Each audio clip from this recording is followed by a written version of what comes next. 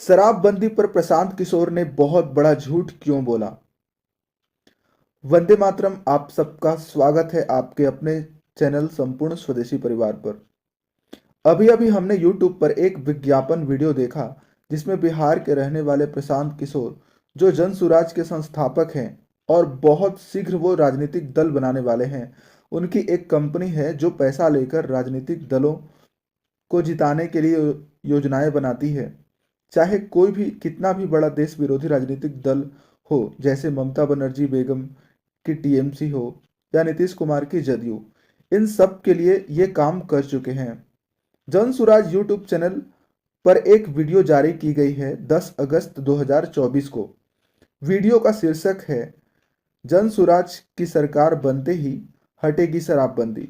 यह थंबनेल पर लिखा है और वीडियो के नीचे का शीर्षक है जन सुराज की सरकार बनते ही शराबबंदी क्यों हटाना चाहते हैं पीके। इस वीडियो में ज्ञानेश्वर नाम के पत्रकार पीके से कहते हैं, आपने कहा कि जैसे ही सरकार बनेगी जन सुराज की 1 घंटे के भीतर शराबबंदी आप खत्म कर देंगे, क्या फायदा होगा? यह बात जब पत्रकार ने पूछा, उसके बीच में ही पीके ने टोक कर कहा कि 1 घंटा भी नहीं लगेगा। इसके बाद पीके क्या कहते हैं, आप एक बार यह वीडियो स्वयं देखें। आपने कहा कि जैसे ही सरकार बनेगी जनसुराज की 1 घंटे के भीतर, 1 घंटे के भीतर, हाँ, 1 घंटा भी नहीं लगेगा, 1 घंटा भी नहीं लगेगा, नहीं लगेगा। शराबबंदी आप खत्म कर देंगे। बिल्कुल। क्या फायदा होगा आपको? क्योंकि शराबबंदी से किसी समाज, किसी राज्य, किसी देश का कभी इस मानव सभ्यता के इतिहास में किसी ने अपना विकास किया हो शराबबंदी के जरिए, इसका कोई प्रमाण कहीं दुनिया में है नहीं। अलग अलग समय कालखंड में लोगों ने, सरकारों ने, महाराष्ट्र में तो अनबल क्रिएट हो गया, प्रयास किया। नहीं, मैं दुनिया की बात कर रहा हूं, अमेरिका में भी लागू करके देखा गया है। प्रमाण ये है कि नहीं, इसके जरिए कोई फायदा नहीं, इससे नुकसान है। दूसरी बात, बिहार में नीतीश कुमार और उनके कुछ चेले चपाटे बताते हैं कि गांधी जी ने ऐसा कहा।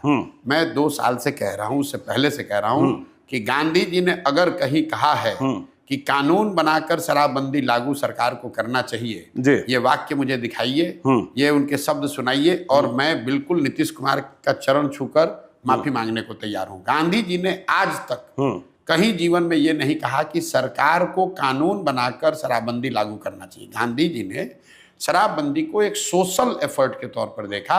ये तो ऐसे हुआ कि गांधी जी ने यह भी कहा कि वेजिटेरियन होने के बड़े फायदे हैं और सरकार का। मुझे सबसे अधिक आश्चर्य तब लगा जब उन्होंने कहा कि गांधी जी ने अगर कहीं कहा है कि कानून बनाकर सरकार को शराबबंदी लागू करना चाहिए।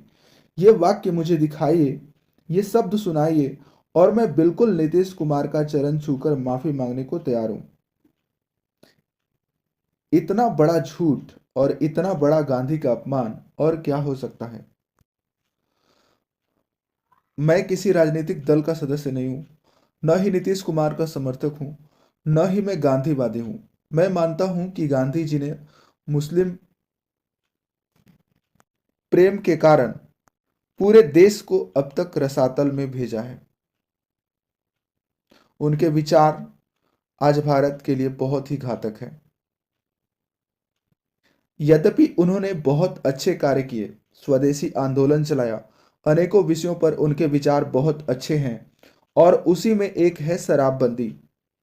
आज और अभी मैं प्रशांत किशोर को झूठा सिद्ध कर दूंगा। हमारे पास गांधी जी की एक पुस्तक है, मेरे सपनों का भारत। यह नवजीवन प्रकाशन अहमदाबाद द्वारा प्रकाशित है। इस पुस्तक में गांधी जी की लिखी हुई और उनके द्वारा कहे गए भाषणों को लिखा गया है। अलग अलग विषयों पर गांधी जी के क्या विचार हैं। इस पुस्तक के 41वें अध्याय शराब और अन्य मादक द्रव्य के 173वें पृष्ठ पर लिखा है, आप स्वयं देखकर पढ़ लीजिए। यदि कोई मुझे 1 घंटे के लिए भारत का डिक्टेटर अर्थात शासक बना दिया जाए तो मेरा पहला काम यह होगा कि शराब की दुकानों को बिना मुआवजा दिए बंद करा दिया जाए और कारखानों के मालिकों को अपने मजदूरों के लिए मनुष्योचित परिस्थितियों परिस्थितियां निर्माण करने तथा उनके हित में ऐसे उपहार गृह और मनोरंजन गृह खोलने के लिए मजबूर किया जाए जहां मजदूरों को ताजगी देने वाले निर्दोष पेय और उतने ही निर्दोष मनोरंजन प्राप्त हो सके। यह वक्तव्य उन्होंने दिया है यंग इंडिया 25/6/1931 को। प्रशांत किशोर ने कितना बड़ा झूठ बोला, यह प्रमाण आपके सामने आ चुका है। अब इसे उन तक पहुंचाने का काम आप सबका है। यही नहीं, गांधी जी ने शराब के बारे में और भी बहुत कुछ लिखा है, जिसमें मुख्य मुख्य कुछ वाक्य बता देते हैं। मैंने कितने ही मामलों में यह देखा है कि शराब आदमियों से न सिर्फ उनका पैसा छीन लेती है, बल्कि उनकी बुद्धि भी हर लेती है। उसके नशे में वो कुछ क्षणों के लिए उचित और अनुचित का, पुण्य और पाप का, यहाँ तक कि माँ और पत्नी का भेद भी भूल जाते हैं। शराब की आदत मनुष्य की आत्मा का नाश कर देती है और उसे धीरे धीरे पशु बना डालती है, जो पत्नी, माँ और बहन में भेद करना भूल जाता है। मैं भारत का गरीब होना पसंद करूंगा, लेकिन मैं यह बर्दाश्त नहीं कर सकता कि हमारे हजारों लोग शराबी हों। जो राष्ट्र शराब की आदत का शिकार है, कहना चाहिए कि उसके सामने विनाश मुंह बाए खड़ा है। प्रशांत किशोर नाम का व्यक्ति बिहार के गांव-गांव में घूमकर यह बता रहे हैं कि हम जन सुराज लाएंगे, हम गांधी जी के सपनों का बिहार और देश बनाएंगे। यहाँ तक कि उनके झंडे में गांधी जी की चित्र लगी है। जो व्यक्ति गांधी जी के नाम पर ही अपनी राजनीति का आधार बनाया हो, वह क्या गांधी जी को ठीक से पढ़ा भी नहीं? गांधी जी के जीवन की यदि कोई सबसे बड़ी उपलब्धि है, तो वो स्वदेशी, शराबबंदी, ग्राम स्वराज, गौरक्षा आदि पर उनके विचार हैं।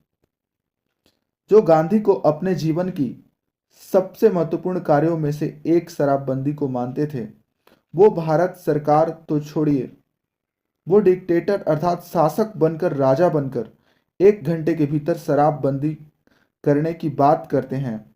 अब इससे बड़ा कुछ प्रमाण और क्या है? मेरा ऐसा मानना है कि प्रशांत किशोर स्वयं शराबी हैं संभवतः, क्योंकि शराबी व्यक्ति ही शराब पीने का समर्थन कर सकता है। ऐसा घिनौना वाक्य एक साधारण व्यक्ति भी नहीं कर सकता। आप सब स्वयं पुस्तक खरीदकर गांधी जी का यह वक्तव्य पढ़ें और पीके से जाकर पूछें। भारत में अंग्रेजों ने लाई सबसे पहले, अर्थात भारत में शराब की दुकान सबसे पहले अंग्रेजों ने कोलकाता में खोली, और वो भी सबसे पहले निःशुल्क बांटा गया। जब लोगों को इसकी वृत्ति या आदत लगी, तो फिर पैसे निर्धारित कर दिए गए और लोग पैसा देकर शराब पीने लगे, और धीरे धीरे पूरे देश में शराब की दुकानें खुल गई। आज पूरे विश्व में जहां कहीं भी शराब है, वह यूरोपीय लोगों के कारण है। यूरोप में तापमान -40 डिग्री तक चला जाता है। ऐसे में भोजन का पाचन असंभव हो जाता है, क्योंकि भोजन सूर्य की उपस्थिति में ही पचता है। इसलिए उन्होंने विवशतावश चाय, कॉफी, शराब पीना शुरू किया, औषधि के रूप में। धीरे धीरे इसे फैशन या संस्कृति का अंग मान लिया गया।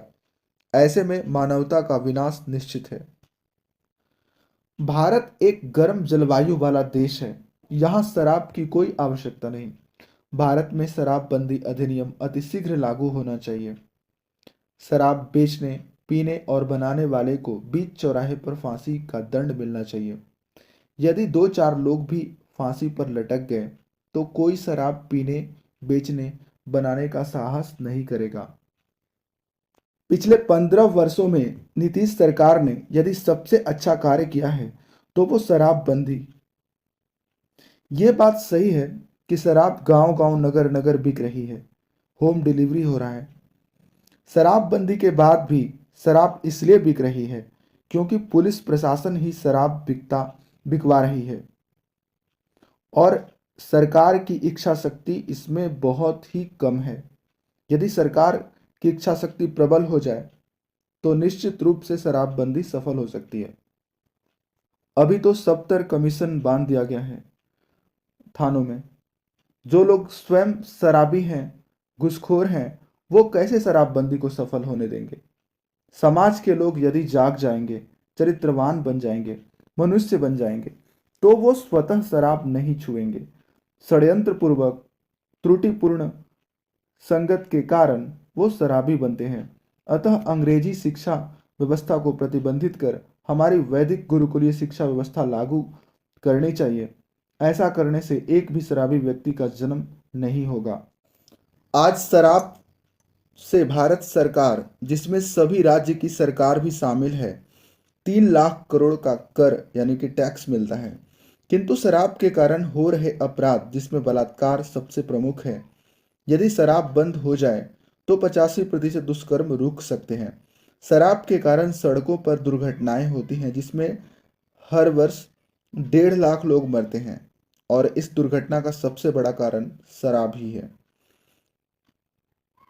रोग होते हैं जिसके कारण सरकार का खर्च बढ़ता है। अर्थात शराब बिकने से यदि 3 लाख करोड़ रुपए की आय होती है तो 30 लाख करोड़ रुपए की हानि होती है।